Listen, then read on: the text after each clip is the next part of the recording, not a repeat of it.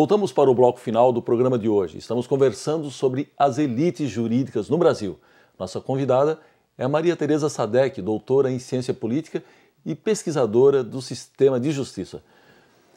Professora Maria Tereza, na sua opinião, em que medida as inovações tecnológicas que estão aí, elas devem entrar na pauta de formação dos magistrados? Eu acho que deve entrar mesmo, porque o judiciário não pode ficar alheio às grandes inovações. Inclusive, nós temos experiências muito significativas disso em vários tribunais. É a famosa justiça sem papel.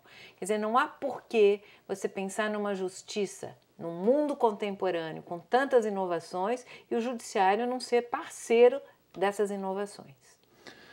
Bom, agora uma pergunta que pode até ser um pouco incômoda, mas a senhora considera que, a exemplo de outras atividades, existe ainda mesmo muito corporativismo no judiciário? Claro que existe. Eu acho que isso é inegável. O judiciário tem uma série de atitudes que são claramente corporativas. Agora, eu diria que isso percorre a sociedade brasileira como um todo, quer dizer, é a defesa do grupo. E essa defesa do grupo, em muitos aspectos, pode ser positiva e em vários outros pode ser negativa. Ou seja, a defesa do grupo enquanto institucional, eu acho que é muito positiva. O que é ruim é quando esta defesa, ela esquece o bem geral, a sociedade ou a finalidade para a qual este grupo existe e fica muito mais voltada para si própria.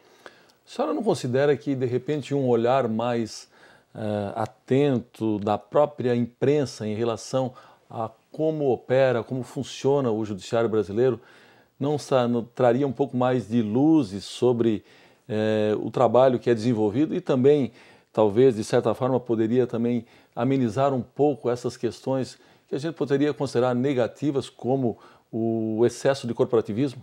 Sem dúvida nenhuma, mas eu acho que hoje o judiciário é muito mais visível, ele é muito mais público, ele é muito mais questionado do que era no passado.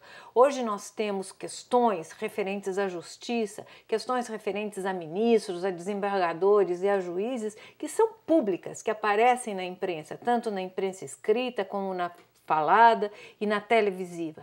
Isso é muito bom, porque hoje nós temos a possibilidade de ter essa abertura e dessa transparência muito maior. Basta lembrar que nós temos sessões do Supremo que são televisionadas. Então, hoje, essa questão é muito mais pública, ela é muito mais visível do que era no passado. Isso, com certeza, diminui o grau de corporativismo da instituição.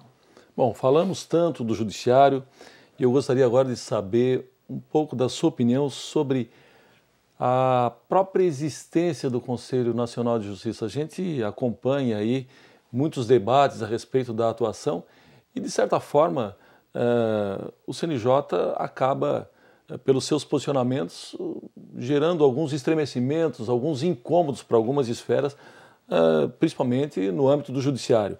O que a senhora pensa da instituição do CNJ e da forma como ele vem funcionando? Olha, o CNJ, a questão de se construir uma instituição encarregada de exercer o controle externo, foi uma das questões mais dramáticas ou com maior número de dúvidas durante todo o processo de reforma do judiciário. Inclusive, o nosso CNJ, o brasileiro, tem um perfil completamente diferente dos CNJs criados no mundo europeu.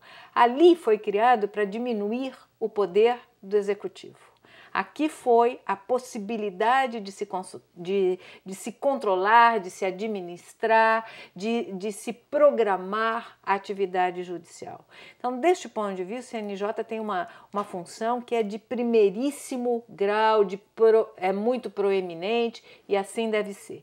Agora, como eu disse no bloco anterior, o CNJ é ainda uma instituição muito recente, foi criado na Emenda Constitucional de 2004. Então, ele sofre muitos dos problemas que são problemas relacionados à o seu baixo grau de institucionalização. Certo. No entanto, eu acho que ele tem uma função muito importante, inclusive do ponto de vista de prestação de contas para a sociedade. As corregedorias sempre tiveram um papel importante, mas muito mais em relação aos juízes de primeiro grau. Nós nunca assistimos aqueles que estão no segundo grau, desembargadores, sendo punidos, sendo de alguma forma avaliados na sua função. A partir do CNJ, isso foi verificado, inclusive ministros tiveram suas atividades de alguma forma avaliadas. Então, deste ponto de vista, é muito importante. Mais importante também é a atividade de planejamento que o CNJ vem exercendo. Então, o que nós tínhamos eram ilhas espalhadas e agora nós temos uma integração. Por exemplo, essa última decisão em relação ao funcionamento dos tribunais. Nós ficamos sabendo, publicamente, nacionalmente se ficou sabendo que havia tribunais que funcionavam pouquíssimas horas durante o dia. Ou seja, a sua atividade básica, que atendeu o cidadão, ela era uma atividade muito diminuída, muito cortada, porque o período de funcionamento era muito curto. Então, eu acho que a luta pela institucionalização do CNJ é uma luta cidadã, é um desafio que nós temos que apoiar. Muito bem, professora, muito obrigado pela sua participação. Foi um prazer estar com vocês. Ok. Chegamos ao fim do nosso programa. Hoje conversamos sobre as elites jurídicas do Brasil com a doutora em Ciência Política Maria Tereza Sadek. Visite nosso canal no YouTube. Após a barra é só digitar Justiça do Trabalho SC sem cedilha. Você também pode nos seguir no Twitter no endereço TRT_SC. E se preferir, envie uma sugestão de entrevista para ascom@trt12.jus.br. Voltamos semana que vem com mais um tema do seu interesse. Até lá!